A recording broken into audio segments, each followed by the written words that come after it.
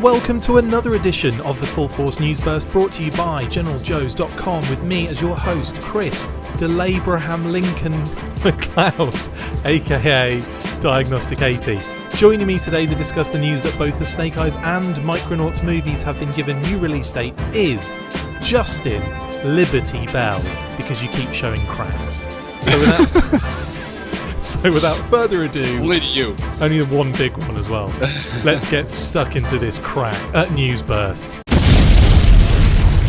Only a short time ago, online Hollywood news source Deadline broke the news that both the Snake Eyes and Micronauts movies have been given new release dates by Paramount. The Snake Eyes movie, as we were already aware, had been delayed due to the director Robert Schwenke, I know you like me saying that, shifting priorities to a different project. However, we hadn't heard any solid info regarding a new date until now.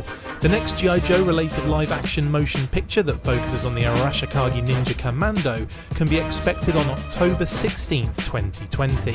That's almost exactly 8 months on from the previous date of March 27th, 2020, and the knock-on effect has also pushed the Micronauts from that very release date to June 4th, 2021.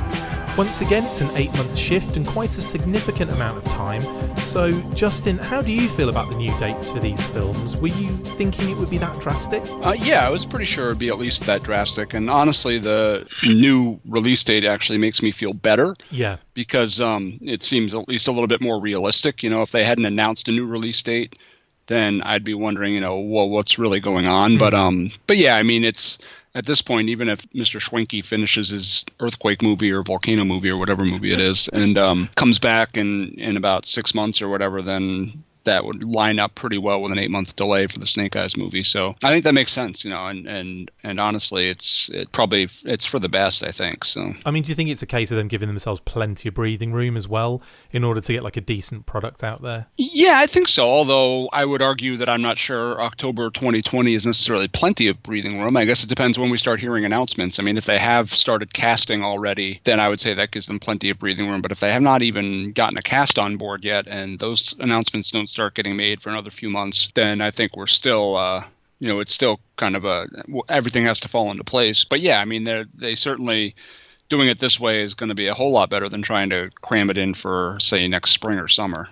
I mean, do you see it being pushed even further? I mean, it's only just staying in 2020 in October. I mean, could you see any other delays? I could. I mean, anything's possible. I wouldn't have foreseen that the director of the movie who was signed on to direct it would suddenly decide to do a different movie instead just for the heck of it. So mental, isn't it? Can never predict this stuff, but I think once they do get a cast together and they actually start production, it becomes a lot more difficult to do things like that. So, I guess I'll say I wouldn't be shocked and blown away if it slips to 2021, but at this point, I don't foresee that happening. Yeah, and I mean, the thing is as well, like it used to be that when you were told like a year or 2 years kind of in advance, that would feel like an eternity. But now it's like years go by so fast. I'm pretty sure crazy. Someone needs to slow that clock down. I'm serious. Yeah, I mean, it feels like just yesterday that I was angry that we haven't seen the trailer for Avengers Infinity War yet. And now Infinity War has been released and an Endgame has been released, and the Marvel Cinematic Universe is effectively not really over, but the first stage of it is over and we're on to the next. I mean, it's